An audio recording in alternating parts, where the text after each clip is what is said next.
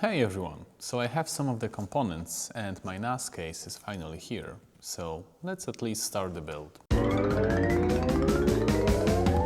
I chose this case mostly because I can reuse my ATX motherboard, which is right here, and also because it is quite big. Like I said in one of the previous videos, I really think that the NAS enclosure is the piece of equipment that, when chosen well, will be with you the longest. To be honest, if I didn't have my ATX motherboard already here, taking into consideration the current prices and how the market went crazy, I would probably opt for an ITX motherboard, but this is something that I think will be stuck with me for a very long time. Just look at this, all of this space. Look at everything. Like, look at those fans. All this space for ATX power supply. And most importantly, look at the space for 12 hot swap full-size 3.5-inch HDD drives. Obviously, I have seen the reviews of other reviewers, so I already know that the problem here that most people point out is that there aren't like nice hot swap caddies for drives, just those silicone bands. But I do think that this is not as big of a problem as many people make it out to be. And I should probably have my other camera set up, which is actually not such a bad idea. Give me a second. As you can see, this is quite hacky, but hey, what can I do? I don't even really remember what CPU I have here, but most importantly, I do have 32 gigs of DDR4 RAM, which is why I think reusing this motherboard is worth it.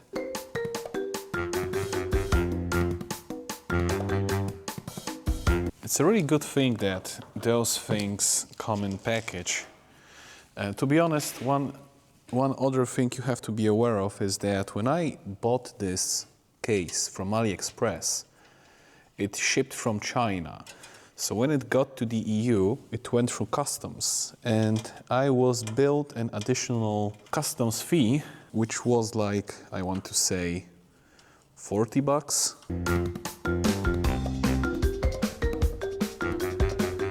It seems that those screws also come with pads. Interesting. Look at this, so many space for activities. You can put in or install any full-sized thing you possibly imagine. And I would say this would be an ideal desktop case if it weren't for the price that is probably bumped up by this being a NAS case.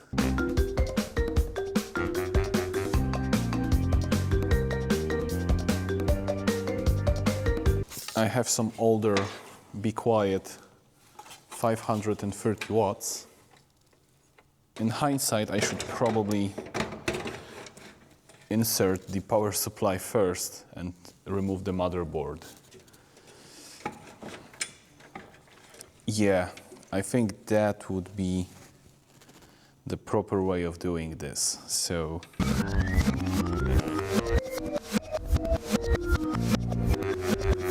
okay, so it turns out that you have to install power supply first, then connect it to the backplane, which is right here, and then, and only then, install the motherboard. Hey, LTT, if you are watching this, send me your screwdriver. But still, I have to connect this inside, and then I will come back to you with more progress. Maybe not today. Maybe we'll continue this tomorrow. My crew is big and it keeps getting bigger. That's 'cause Jesus Christ is... Okay, everyone. Day 2. Now I should connect the SATA cables, because if I don't plug everything in the backplane now, when I cover this with the motherboard, I doubt I'll be able to work on it anymore. I mean, for now, I think I will only plug 2, because I still haven't received my HBA card. So just for testing for now, I guess. So yeah, I will probably need to disassemble this whole thing again just to install new HBA card, which is kind of weird when you think about it, considering how big and seemingly accessible this chassis is.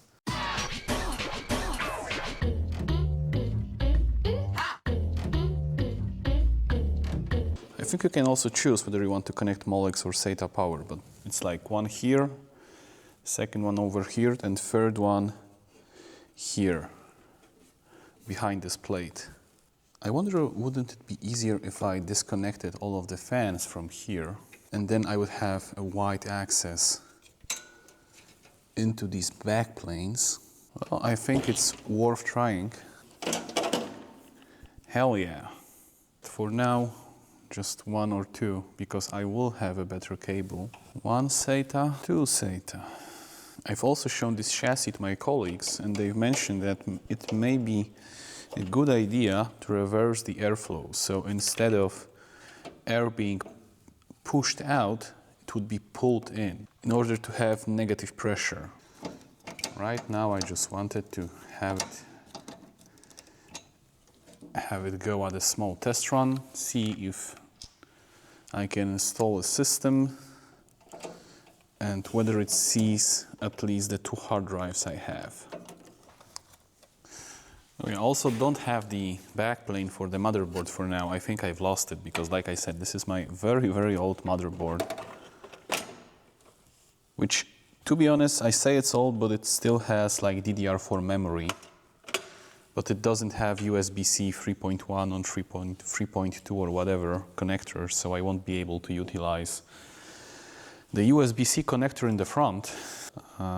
Yeah, my cable might be too short for that, but thankfully, I think this might do the trick. I have bought those extenders some time ago. To be honest, I didn't expect them to be useful in this build, but here we are. Oh, okay. I have also installed a small SSD drive that I had lying around. It's 128 gigs, but just for the operating system, it should be perfectly fine. So I think I should be able to start it now. So I've connected everything here. Basically moved this to a place where I have a monitor and a keyboard. I have also prepared a Debian USB, Debian installer, and let's see whether this thing actually boots.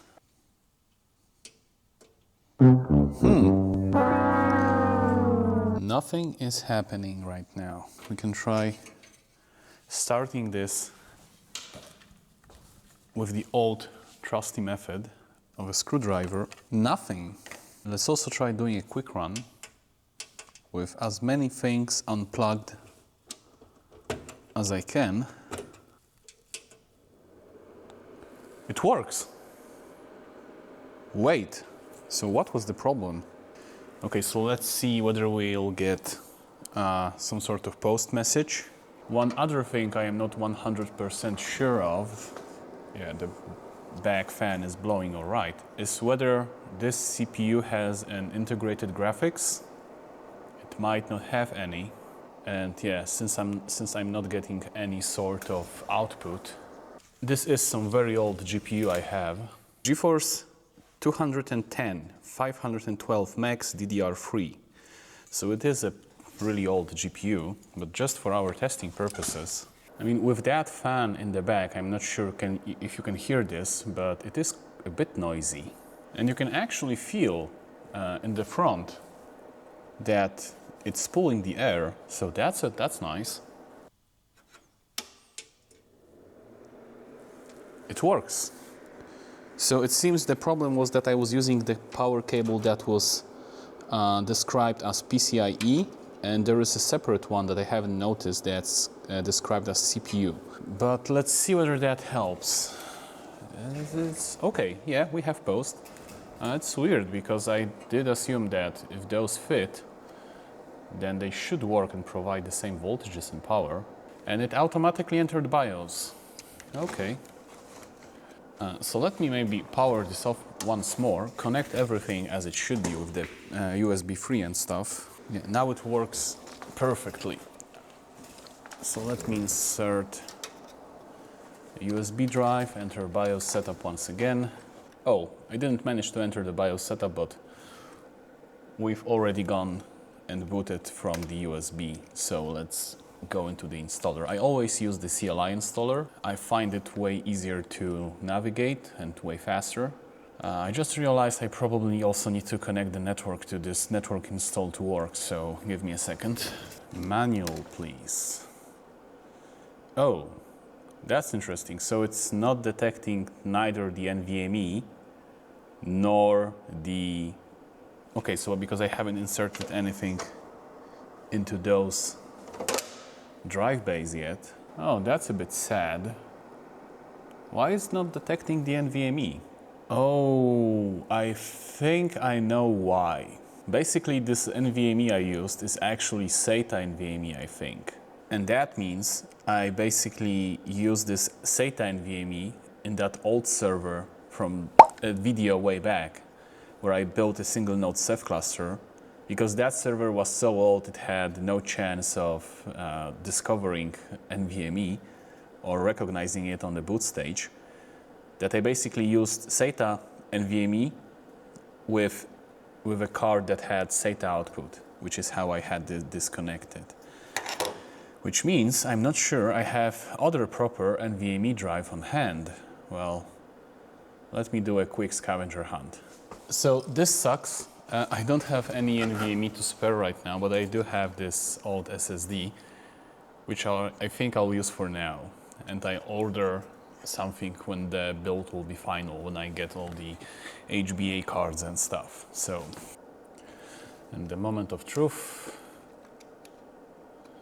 hey, it sees the SSD, so let's go with that. I am pleasantly surprised with those fans. Like, definitely you can feel that the air is being pulled through the front, so those drives will definitely have proper cooling. But it is on the noisy side, so maybe some NOC 2 upgrade, possibly, I don't know.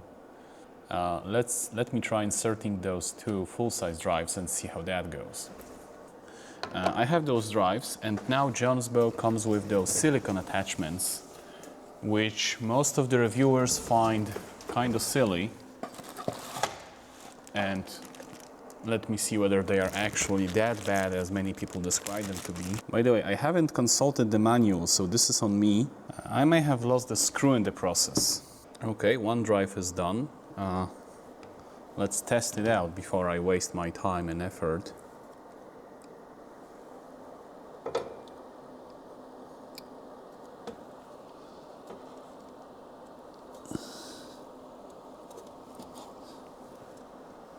It's in. So the first thing I can notice is that those silicon pads give friction when you push those in and probably pull those out, so it's not very smooth. And the system doesn't seem to recognize the drive as in. So let's do a quick test. Let me reboot the whole thing and let's see whether it will recognize the drive after that. Now it sees the drive. But that may be the motherboard not being designed to have those ports hot swap. So maybe with the HBA card, it will work better. Interesting. I'll have to make sure, because who would want to reboot their NAS every time they add or remove a drive? It's supposed to be hot swappable, right? Okay, let's insert another one.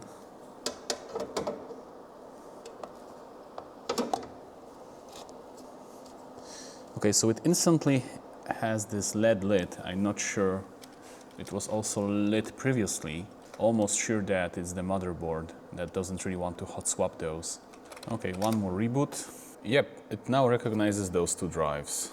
Okay, so I would say that initially this works. I need to Google whether I need some BIOS updates for this thing. And I think that the next part I will do when I actually get the HBA card, and then we'll see whether the issues with hot plugging the drives will fix themselves. But as for now, I still think that this case is pretty much is a very good case. I think this was money well spent. I probably will buy an NVMe drive to install the system on that properly. And I also want to test some other operating systems. Like, I'm not sure whether I should go with TrueNAS or Unraid or any other thing. Maybe I'll stay with Debian. I'm curious to hear your thoughts on that. I think the reason why I want to stick with Debian is that it gives me absolutely full flexibility, which means that if I want to go ZFS, I can go ZFS. If I want to go BTRFS, I can go BTRFS. If I want to go MD RAID, like software RAID, I can also do that with Debian. I am not sure whether that can be done with TrueNAS, for example. I think it goes ZFS or nothing. Not 100% sure on that. But like I said, I'm not afraid of configuring everything from a CLI, and I think especially if it goes to Samba, a lot more options are available to you from the CLI rather than from the web UI. I think the developers are not necessarily keen on exposing everything through the web UI because typical user is not interested in that. But yeah, like I said, I'm curious to hear your thoughts, and I hope I'll see you next time.